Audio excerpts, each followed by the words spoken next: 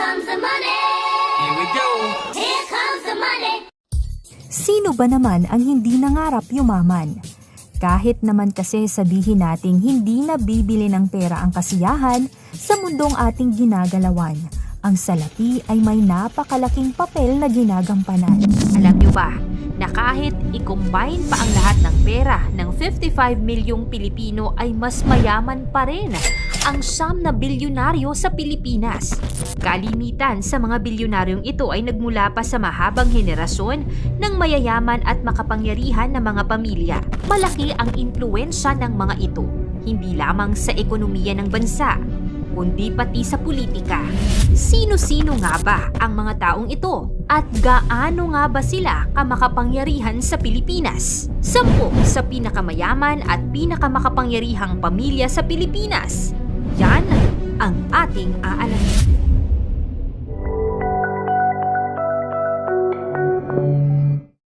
Pang-10, Consonji Family.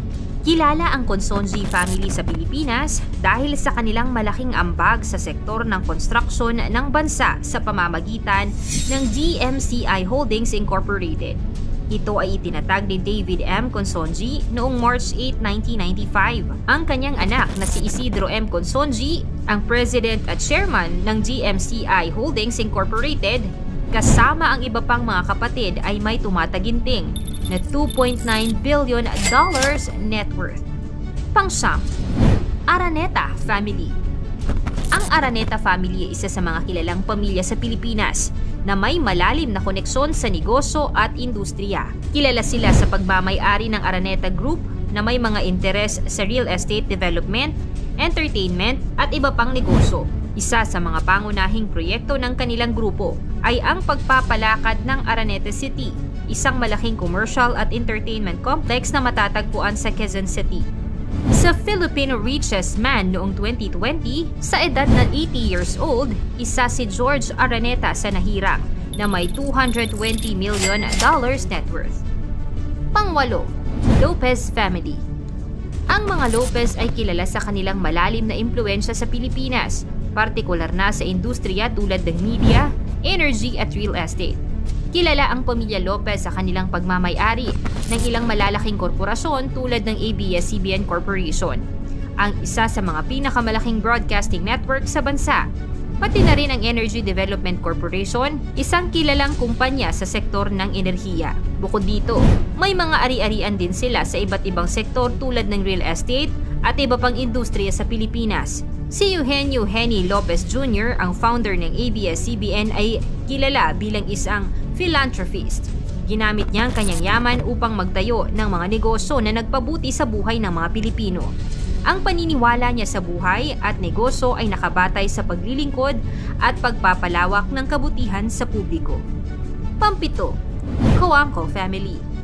Ang angkan ng Coangco ay kasama sa pinakamakapangyarihan at impluwensyal na mga pamilya sa Pilipinas at isa sa mga nagpapalakas ng kontrol sa ekonomiya sa ilang mga bangko tulad ng Bank of Commerce at mga trade houses, lalo na sa kalakalan ng asukal. Sila ang may-ari ng Central Azucarera de Tarlac at Hacienda Luisita na nasangkot sa isyu noong 2004 tungkol sa pinakakilalang massacre sa kasaysayan.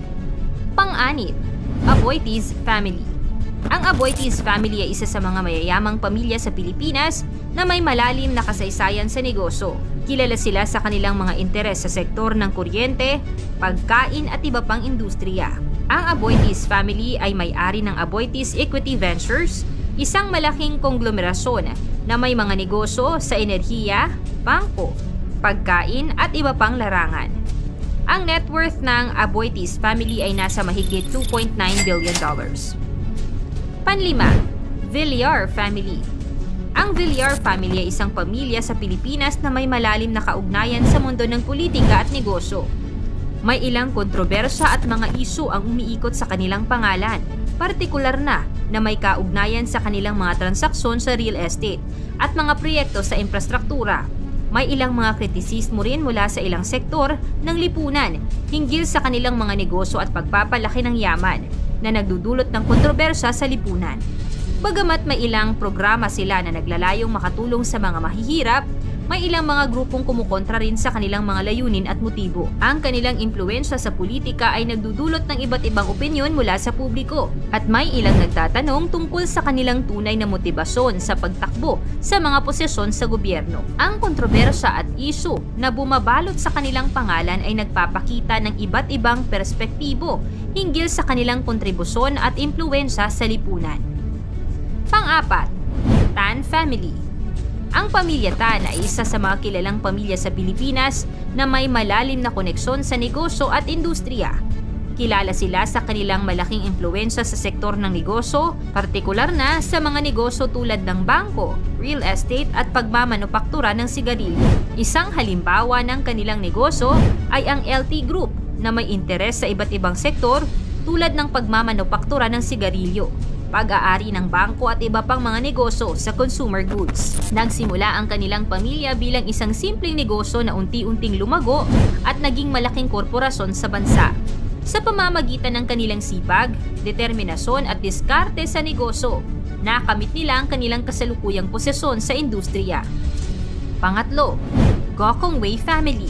Ang pangunahing negosyo ng Gokong Wei ay ang JG Summit Holdings. Isang malaking konglomerasyon na may interes sa iba't ibang industriya tulad ng pagkain, retail, real estate, aviation at iba pa. Malaki ang impluwensya at kontribusyon ng mga Gokong Wei sa ekonomiya ng bansa. Isa sa mga kilalang proyekto na kanilang sinusuportahan ay ang mga programa para sa edukasyon at pagpapaunlad ng komunidad. Ipinapakita rin nila ang kanilang suporta sa iba't ibang charitable institutions at mga proyekto na naglalayong tulungan ang mga mahihirap at nangangailangan sa lipunan. Pangalawa, Zubel de Ayala Family. Ang pamilya Zubel de Ayala ay kilala sa kanilang malawak na impluwensya sa Pilipinas, partikular na sa pamamahala ng Ayala Corporation, na may interes sa real estate, banking, telecommunications, water infrastructure at iba pang industriya. Marami ang negosyo ng pamilya Zubel, gaya na lamang ng Ayala Land Incorporated na nagde-develop ng mga proyektong residensyal at komersyal. Isa rin ang Bank of the Philippine Islands or BPI na isa sa pinakamalalaking bangko sa bansa. Sila rin ang may-ari ng Globe Telecom na isa sa mga pangunahing kumpanya sa sektor ng telecommunication sa Pilipinas.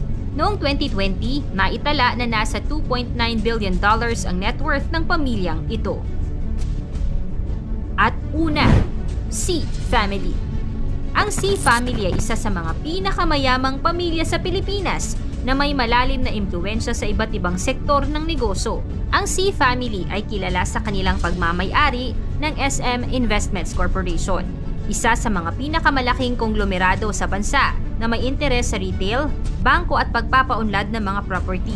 Bilang may-ari ng SM Investments Corporation, ang C Family ay may mga malalaking pag-aari na SM Supermalls, BDO Unibank, SM Prime Holdings, at iba pang mga kumpanya na may malawak na impluwensya sa ekonomiya ng Pilipinas. Ang kanilang tagumpay at kontribusyon sa negosyo ay nagpapakita ng kanilang mahalagang papel sa pag-unlad ng komersyo at industriya sa bansa.